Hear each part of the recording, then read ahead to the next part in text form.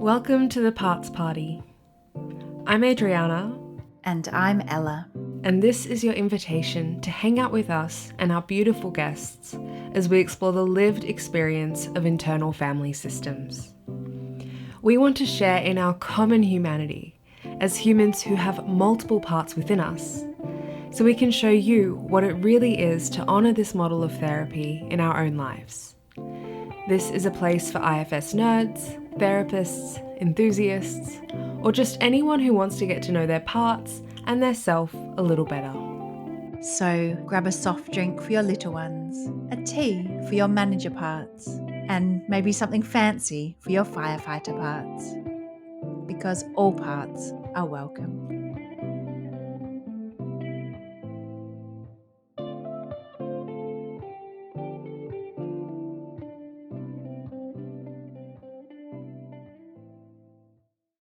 Tisha Shull is a licensed clinical mental health counsellor in Burlington, Vermont. She has practiced IFS therapy since she was a clinical intern in 2009 and is now a Level 3 trained IFS therapist. She is the co-host of the popular IFS podcast, IFS Talks. Currently, Tisha is supervising IFS therapists to become IFS certified counsellors and is an IFS Institute assistant trainer. In her clinical practice, Tisha specialises in treating complex trauma and helping adults heal from childhood abuse and sexual trauma. She integrates IFS with her background in craniosacral therapy and somatic therapy, specialising in how parts manifest physically and use the body to communicate. In her personal life, Tisha Shull is a single mum raising a wonderful daughter and many stellar animals. Before she was a counsellor, she worked as a carpenter and tile mason. She spends her free time reading, making art, rock climbing, and backcountry snowboarding. Welcome to the Parts Party, Tisha. Thank you. I'm happy to be here. I love that question you ask sometimes on the IFS Talks. How is it to hear that bio? What parts come up for you? And now as you sit in the interviewee chair and hear that, how is that for you? There's a part that's like, whoa, there's a lot of IFS in there. I'm excited that you shared some of my loves at the end of the bio, reading and climbing and snowboarding. Sort of it feels a little different from my clinical hat. The adventurous parts of me, I'm happy to have those included. Many different hats. Yeah, I have done so many different things. And at this point, IFS has been a really consistent love and interest and passion. I didn't know I was capable of it. Right? I don't have the stick-to-itiveness. I guess I had stick-to-itiveness in the trades. Can you share a little bit more about how you came to IFS? In my graduate program, I don't know if this is the same for everyone all over the world. It was really hard to find an internship. There's a lot of different agencies that need therapists, but if you find an internship and a good one, then you like win the lottery. And so as I was looking for an internship, there was a place that had just opened in Vermont called the Center for Yoga and Therapy. I'd been a yoga teacher for a long time and had a yoga philosophy meditation background. I went to the two women who had started this new therapy program, and I was like, "You need me. Please let me be your intern. I'll do anything." And they were reluctant because they were just opening, just getting off the ground. They took me on as an intern, and the two women that started this really cool pioneering treatment center were in a level 1 in Boston with Dick.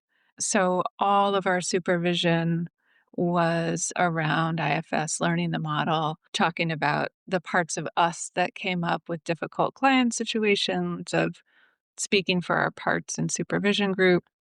I brought that back to my graduate school and shared it with some of my teachers and professors, and they were not that enthusiastic about it. But I was. And so, it wasn't long after I did a level 1 and then I know people learn the model now, like bang, bang, bang, level 1, level 2, level 3, and then they'll PA. But for me, it took maybe 8 years to even start PAing. Mm. Wonderful. Yeah. And it sounds like you didn't have to unlearn anything, because I think for a lot of people coming to IFS, it's, yeah, a lot of unlearning. But if you get that from the start and that becomes your framework, that would have made it smoother, I imagine. Yeah, I feel really lucky for that. It feels like the only lens. I took a EMDR training and bringing some of the body-based trainings, synthesizing that with what I know about IFS has been really cool. I didn't ever feel skeptical parts. Mm. I mean, if you know just a little bit about yogic philosophy, it just felt like such a natural fit for me to have Mm. the concept of self and then to not have to work so hard to access self, to just ask the parts to move away and make room for self. Yeah. That felt like it worked, and it worked for Mm. clients, and it was pretty different than the years of training and discipline and aspiring, the more philosophical approach offered.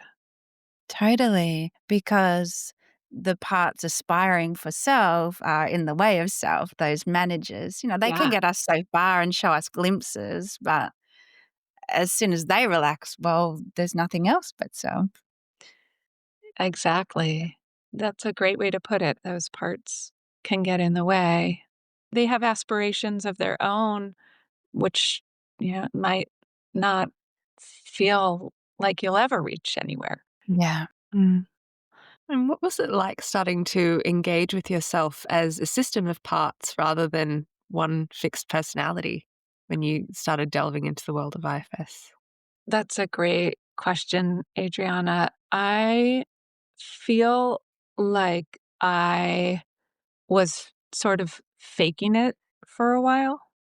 It was hard to get in touch with my parts, and I really appreciate how it is for clients to have this shifted framework. I feel like younger clients are so much more in touch with their parts inside, but Mhm. for me, I could talk the talk, and I could notice when I was really extremely blended, knowing how it felt in my body and in my bones.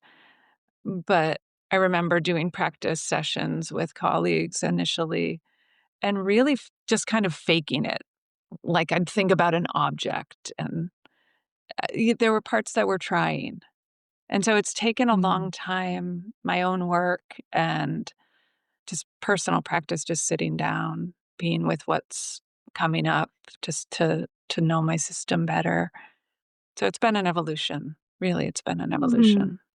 Thank you for being so real with that. I'm really curious, even when you were kind of faking it till you made it, so to speak, was there some benefit that was coming out of that? I think that all of that gave me exposure to what was happening inside, gave me the opportunity, at least intellectually, to think about what was happening. It's all helpful. Great for people to hear, I think, because some people really click with it. They sort of feel intuitively that they're a system of parts, Yeah. and others don't, but something in them says, I want to keep doing this. I want to keep engaging with this. So, yeah, it's probably still more effective than just having a chat and telling a story about what's going on, isn't it? Yeah, and the philosophy resonated so much.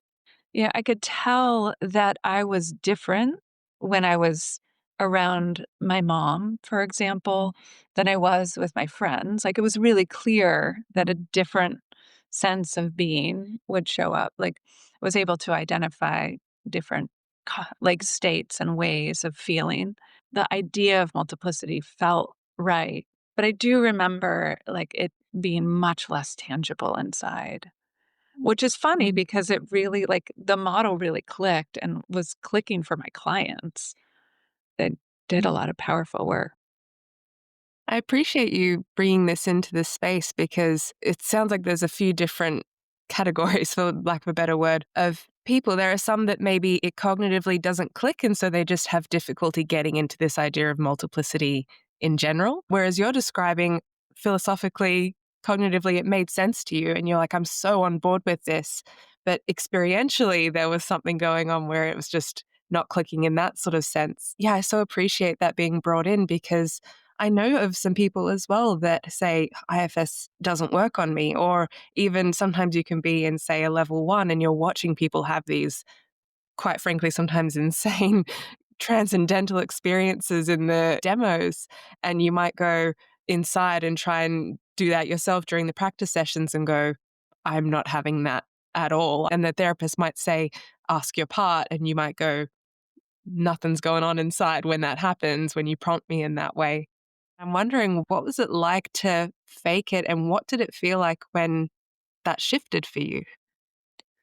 It feels like it just took time. I think it was when I was being the client, I think that's when, like, the parts that were, like, doing it right or faking it, that's when I would notice them, Mhm. and that might have been in response to perceived safety of the person that was working with me. I definitely grew up in a lot of chaos and trauma, and so I had a lot of parts were very cautious around Mm, anyone getting in. I might not have recognized that experience as a protector, but can see it now, the confusion with my own parts and feeling like I'm doing something to please the therapist or saying the words of the model right. I think that that all might have been in the service of not getting deep. Yeah. mm, Working with someone with a lot of self energy and you can feel that compassion and the mm, trust. It's mm, that was the key to really open up. Yeah. mm. And how do they show up now? We love hearing, do people kind of see these little inner beings? Do you hear them say things to you, or is it more somatic? Yeah, I feel like I have a good steady mix of all of the above. With my exiles, a lot of my connection with them is really visual, seeing the time and space where they are, looking around the memories that they bring. That feels more visual. I have a lot of parts that have a lot of feeling in the body. So I was noticing before meeting with the two of you today, noticing that kind of nervous excitement feel, which is a lot in the chest and, a little constriction in the throat. That part doesn't use too many words, but can be Mm, so powerful in what it can do with my physicality. Sweaty mm, palms, Mhm. pounding heart. Those parts can fog up my mind. There's parts that are very verbal, so that do a lot of talking. So, like inner critics, very good handle on language. Megaphone, yeah. Yeah. Mm. Yeah, and mm, then I don't necessarily see many of my parts as characters, but I have, like, kind of an impression, like, I have the lawyer part, I call it. Boy, she is cutthroat. She doesn't come up that often, she always surprises me when she does. She sounds helpful when you need her. "Oh, yeah. Call my lawyer." Yeah. I love that it's such a diversity, and how you even described different parts depending maybe on their role or what they are in the system. They're experienced in different ways. So that critic is very verbal, whereas an exile just is very visual in that it wants to show you those scenes and those That's things. right. Yeah. Whereas some, maybe it just tenses up the body and it's giving you a physical impulse without maybe any words. You don't know what's happening. That shows itself up first. Yeah, and then other parts that are helpful at labeling who's there when it is Mm, just somatic, like translator parts. Yeah. mm, And do you feel up for sharing a specific trailhead to help people get an impression of how you've learned to get to know your parts? It's vulnerable material, but I feel it was, so powerful for me in a lot of ways. It created a lot of shifts. A couple weeks ago, I got to assist Cece Sykes in a level 3. It was a training for a substance treatment program. As far as I know, it might be the first worldwide, but it's certainly the first in the US substance abuse treatment center that is training all of their faculty in IFS. This whole group that had been together, and their work is so humbling, right? They're working with people who are detoxing and very acute and have really extreme firefighters. They've all lost people to substance abuse and overdoses. And it was a really powerful container for me. The main reason that Cece invited me is because I used to work in that field. And while I was in the field, my younger brother died of an overdose. And so, we're going along this training, and I'm, in the role of assistant trainer, which is a lot of managers, just kind of checking in on people, doing attendance, checking the schedule. All my managers are up and I'm not feeling anything. Just appreciating the incredible people that we're working with. And so Seats and I go into a breakout room. She asks me how I'm doing with losing my brother. If being in that context was bringing things up. It's been a long time at this point, over a decade. I, have parts that feel like I've processed the grief and dealt with it. When she asked me, I just burst into tears. The vulnerability around it really made my heart feel broken in the moment. So I felt deeply into the pain of the grief, but just for a moment, because she was like, "Are you open to going inside and being with this?" And she's so disarming and so skillful. Of course, I was putty. There were parts that held a lot of guilt and shame about him dying and felt responsible.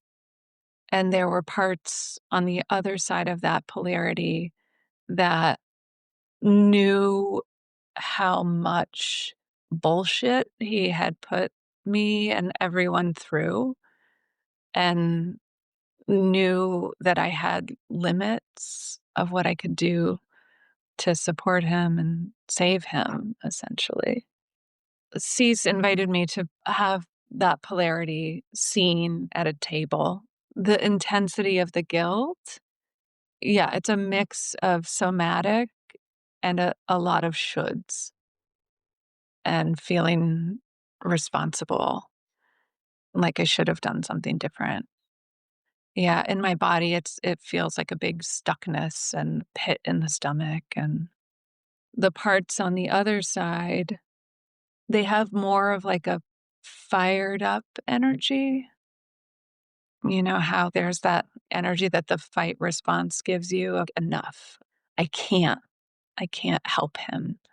What was interesting in her inviting me to know that dynamic was that underneath it was feeling so helpless. Yeah. And feeling the connection with my young parts that were burdened by the responsibility of taking care of him. Yeah. And so it was surprising to me that in getting to know the guilt, it wasn't just there telling me you should have done better, you could have done something different, you might have made a difference, you might still be here. It was actually keeping me from feeling the pain of the loss, which was a total surprise. Not in a good way because it hurt. It also kept me from being in touch with how much I had to be responsible for my brother at a young age, and how I didn't actually have any power. Or so that dynamic kind of unfolded in this session. it allowed me to grieve in a way that was more fully present with everything. Because oftentimes when I would think about losing him, the guilt would be the first thing that came up, Mm. Mm. and I wouldn't go much further, and I just distance myself from it. Yeah. Or I imagine the other one, like they would do the dance and, Yeah. don't feel guilty, it wasn't fair, and Wasn't your then you're fault, sitting like, there. you couldn't have Yeah. done anything. Hmm. And Mm. so we spent some time with my exile and all that she experienced in that family in that time, and helped her release the burden of responsibility for Mm. someone else when she really didn't have any control. Mm. And that was a big relief for her. Mm. Yeah. What incredible work to do in that context. I have this sense of like the bigger field of self. You do that work, and then what's enabled for the participants in response. They wouldn't have known at least the details of that necessarily, but does that shift something for other people that you've been able to really go there? Yeah, and that's the power of the group dynamics, that magic Mm. where they created the space for me to do that piece. In that, I did share the session with them. It opened up space for everyone to talk about their own losses and how much that's a part of what their role entails. One of the practitioners there said that when he first joined AA, someone told him to buy a suit because there'd be a lot of funerals of all the people. Mm. Wow. Yeah, so it did create a powerful space for us to connect around that and Mm. to share in the grief and see it. Yeah. Makes me think of the protector parts you were speaking about before that don't want the whole system to go there, and how safety can give them that permission. This is a different way of offering that. For those participants, the permission and safety came from you so bravely and vulnerably sharing what you just went through. And it's like their parts could de-armor a little bit and go, oh, we can share this too. It's safe. It's so powerful. I don't know if this is true, but I feel like when you're in a space of gratitude and appreciation, that that's a quality of self too. Mm. So much of how I felt in that training was gratitude for the work that they do. And honestly, I don't always feel that in a training. It's different being in a level 3 too as an assistant trainer because you don't have to do as much. You get to really absorb. You are a part of really holding the self energy. I'd love to focus back on that session for a moment, if it's okay. And because it's just so powerful and moving. And we talked about the ripple effect it had on the field of that group. What was it like for those polarized parts after you were able to even uncover and then unburden that helpless one that was grieving that they were unaware of? Because you said it was kind of a shock. And it almost felt like the guilt for a while felt like that was the depth of the grief. They didn't realize there was this layer it was actually protecting from. So what was it like for them after that experience? I will say that after a session like that, my whole energy felt really different. I was in a different plane. It's like a time travel and a really attuned way of being with what's there. So, yeah, it was a lot to just sit in the post powerful Yeah. unburdening session that I Mm. wasn't expecting. So, your question, I'm sort of feeling like those parts were calm and quiet, Mm. but it just feels like they've dialed back. I don't know if they've shifted roles. They'll always be there, Mm. in regards to what happened, but they're not as intense. Mm. Mm. Yeah, and it does feel like it energetically, as cheesy as that might sound, it created some shifts in my life that are just kind of unfolding. Yeah. Yeah. Yeah, I could really resonate with it, feeling a bit intangible, like what's different after years of IFS therapy. I just feel different. Things flow better. Things aren't so extreme internally. It's not a lot of real practical things that have necessarily changed. Yeah. Right.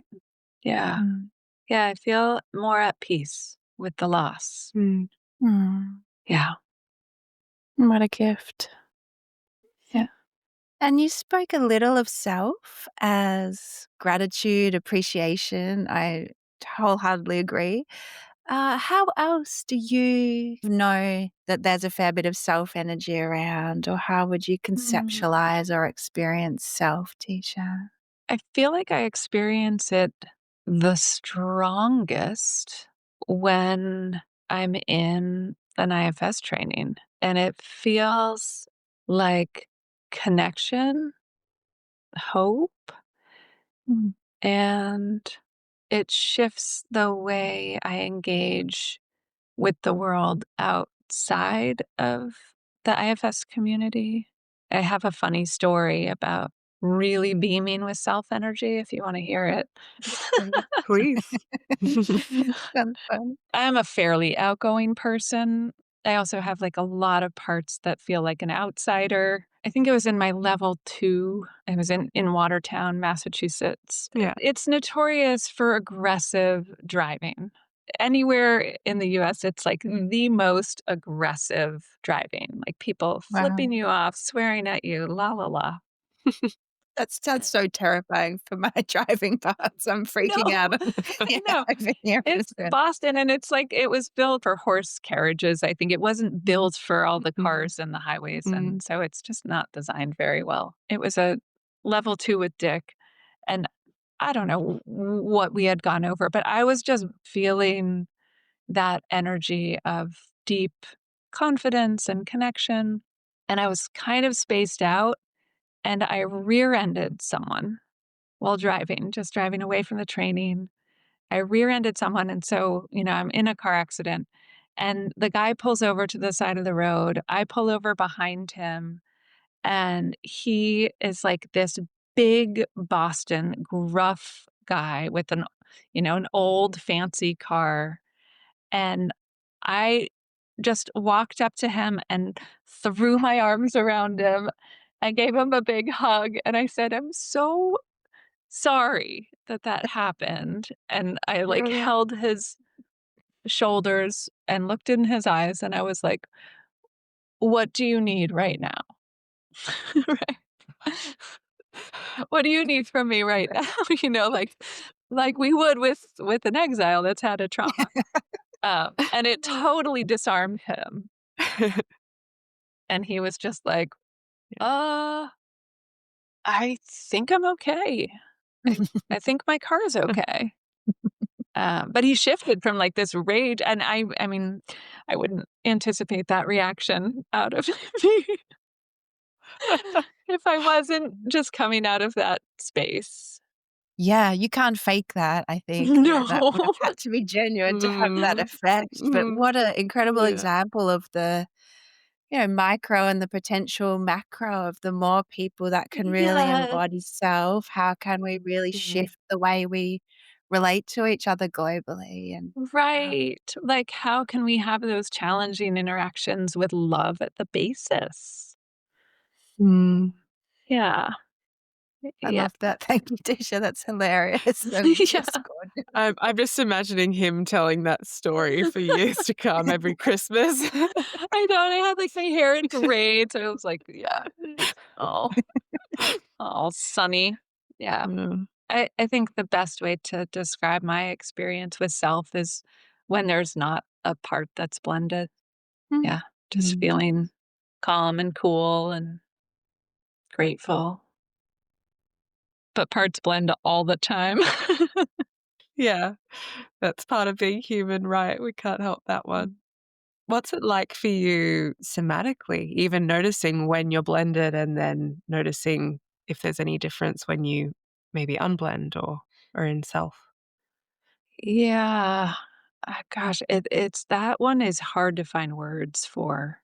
Mm, The easiest way would be just like a deeper, more relaxed breath, mm. more space in the body between the cells. It's even just this pause in time felt like all of us just for a second dropping into that field for Yeah, a moment. I got that And too.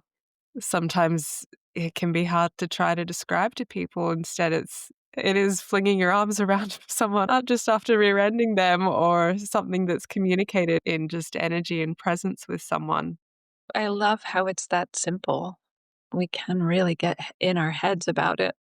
Yeah, So that true. it's not a search for something outside of ourselves. It's just when our parts make space, there we are. There's ourself. It's just us. Yeah, that's right. Mm. I'd love to pivot for a moment into cranial sacral therapy and what you said in your Oh. bio about how parts can speak through the body and that work. So, cranial sacral therapy, I would say that I'm not an expert on knowing what it is and why it works the way it does, because it's essentially a physical therapy approach for moving using your if you're the practitioner, you use your hands to communicate with the patient or the client's body to move their cerebral spinal fluid more smoothly throughout their spinal column, which kind of lubricates the nerves and creates an amazing amount of relaxation. One of the things that I noticed in becoming a cranial sacral practitioner was that I could feel different things through people's bodies with my fingertips. So it was like another level of listening. Like we do so much listening and attuning in that way as talk Mm, therapists. So I just began doing the cranial sacral protocol with clients, just knowing when they were overwhelmed or just needed that kind of support, or I would just see clients for cranial sacral. What I noticed was sometimes my fingertips would perceive different reactions in their body, like a lock or a block or palpitation or a shift in energy. When that would happen, I would just ask if there was a part there or anything there that they were aware of to work through whatever came up with a mix of working through the parts model, getting them to know that part, and the support of my hands. Of course, I am very trauma sensitive when it comes to touch. So being really aligned with protectors around what feels safe and if anything doesn't, how we work with that, how I back off and how we notice what happens when it feels unsafe to have a hand on the throat, right? That can be mm, really activating. Just a gentle, even very gentle touch can be really activating. But to have that support, like the relaxation that you get from holding the occipital crest or from having like a hand on the bottom of the skull and the bottom of the sacrum where you can do mm, this rocking can really help exiles feel supported and held. And so it can be a really additionally just beautiful, reassuring process. And so I have parts that, as I share that, feel cautious because it is the therapist being externally present in those moments where it feels supportive. It can really be exactly what someone needs. I had cranial sacral therapy for a while, many years ago. I remember one session where it felt like just this white glowing coming out of my throat and my mouth everywhere. Kind of felt like self, actually, like just this glowing white Yeah. light. And I had another session where I was first, like the release first started as crying, and then I was just laughing for about 10 minutes straight, which is just another nervous system release.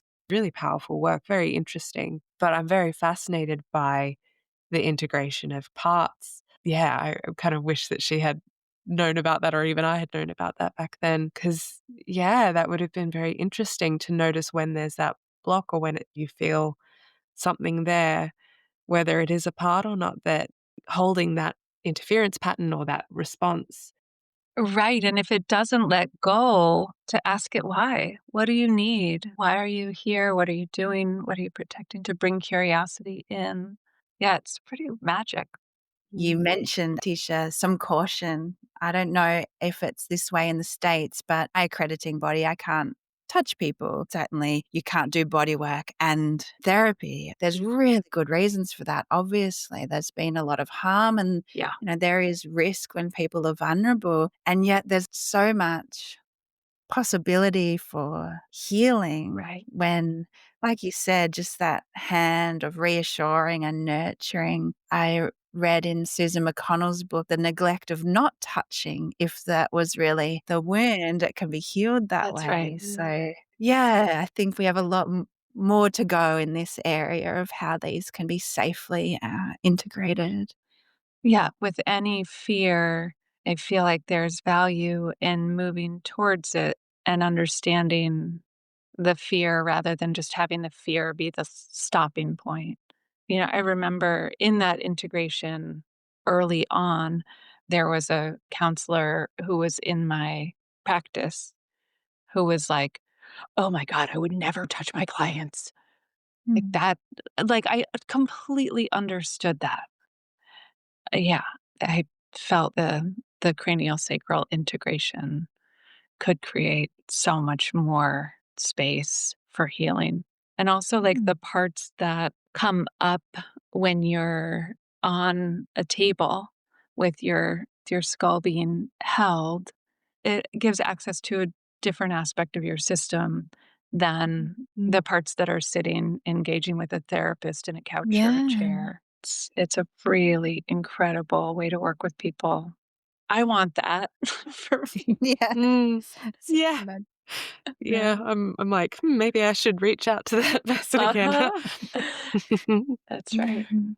Oh, well, it's been so wonderful to hear a bit about you, Tisha. I feel like I know you through your voice because I've listened to, I think, all of the IFS Wow. talks, but obviously you're getting curious about other people, not sharing of yourself. So it's been an absolute gift. Oh, yeah, this has been wonderful. Thank you. I really, really excited to have been here and really touched at the invitation and the time. Yeah, thank you so much. Hey everyone, it's Adriana here with just a couple things before we wrap up. The first is that I've opened my books and added 2 more days to my diary. So if you or someone you know might be interested in doing individual or couples work with me, feel free to pass along my details. You can find them in the show notes. And the second thing is more of a question, really. I love doing the parts party and feel so lucky to be having these conversations with guests. But sometimes I feel a bit disconnected from you guys, the listeners, like I'm just speaking into the void a bit. I can see the download numbers on a screen, but I don't really know who you all are or what you think about the episodes. So I've been wondering, what would help us feel a little more connected and build some more community here? Would you want to leave reviews on our episodes with your own thoughts you want to share that we can directly reply to? Or should we create a Parts Party Instagram where we share clips you can comment on? Let us know what you'd like or any other ideas you might have. We'd really love to hear from you. All the info on how to reach us is in the show notes. Thank you for being part of the Parts Party with Adriana and Ella. We hope you enjoyed being with us, and we wish you many moments of self-leadership. We'd love your support by liking, subscribing, sharing this podcast, and we hope to see you next time.